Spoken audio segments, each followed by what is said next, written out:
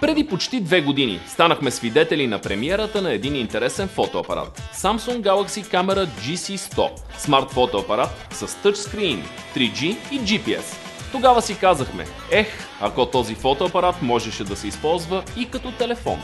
Визуализираният резултат на нашето желание не закъсня. Година по-късно се появи първият смартфон с вградена камера с оптично приближение – Samsung Galaxy S4 Zoom. Страхотна джаджа, но както всеки доайен, и тя имаше своите недостатъци, като например голям и неудобен за носене в джобове размер. За тази близо година, изминала от появата му до сега, Samsung явно са поработили значително над доработката на тази определено желана от любителите на фотографиите концепция, защото това, което държа в ръката си, е един далеч по-усъвършенстван камерафон. Уважаеми дами и господа, DigitalBG представя Samsung Galaxy K Zoom. Ще започнем обзора си от дизайна. Ако първият зум приличаше повече на фотоапарат, то тук вече приликата клони към смартфон. На първо място липсва ръкохватката. Този елемент, който визуално удебелява значително профила. Преди именно грипа бе най-издадената точка с дебелина 15,4 мм.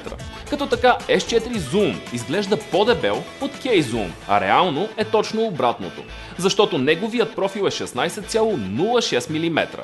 Останалите габарити на устройството са 137,5 мм височина, на 70,8 ширина.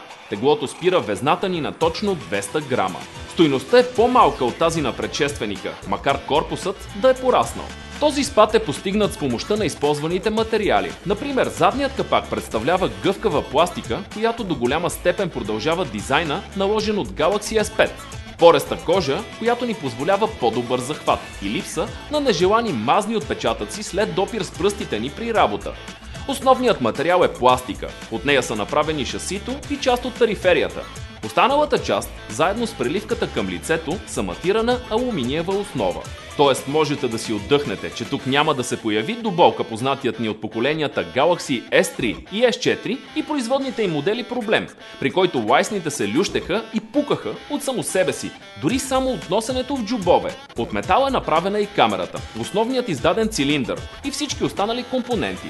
Но каква точно е тази специална камера и как снима тя, ще разберете малко по-късно в ревюто ни.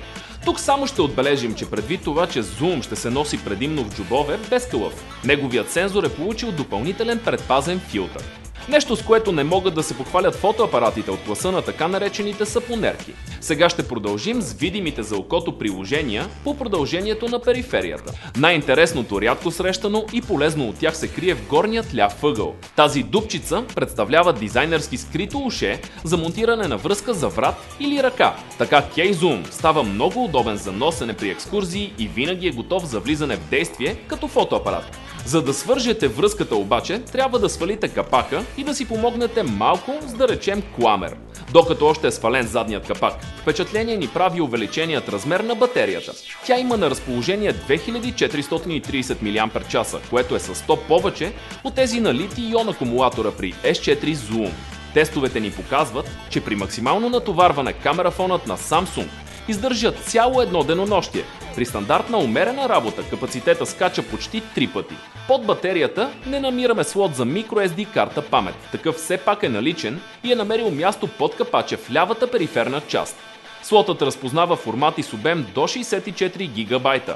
Освен стандартните microUSB, аудиожак, курсор за звука и Power бутон по продължението на периферията на K Zoom, намираме и един ясно открояващ се бутон.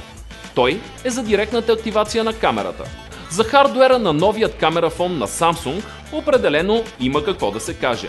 Първата изненада е, че процесорът, който го захранва, е 6-ядрен. Да, правилно чухте, 6-ядрен. Как се случва това? При положение, че както знаем, процесорните ядра са двоични – 2, 4, 8. Отговорът е лесен. При K Zoom работят не един, а два отделни процесора, като единият има единствено за цел да обработва снимките. Това е двуядреният ARM Cortex A15 с тактова честота 1,7 ГHz. Той се комбинира с 4-ядрен Cortex A7 Exynos 5 Hexa, при който всяко едно от ядрата е с 1,3 ГHz. Новаторското решение е продиктувано основно заради това, че пред себе си имаме камерафон, който само с един процесор би се задъхал при работа. Нагледно доказателство за думите ни е резултатът от AnTuTu Benchmark теста, на който подложихме Galaxy K Zoom, едновременно правейки снимки на максимална резолюция и с активирани няколко приложения. Получаваме 31 918 точки, като по този начин устройството се нарежда близо до LG G2 и неговите 32 917. Разбира се, за този добър резултат допринасят и няколко допълнителни технологични фактора при K-Zoom. Той разполага с 2 ГБ RAM памет и доказалият качествата си графичен процесор Mali T624. Всичко това софтуерно се контролира от операционна система Android версия 4.4.2 KitKat.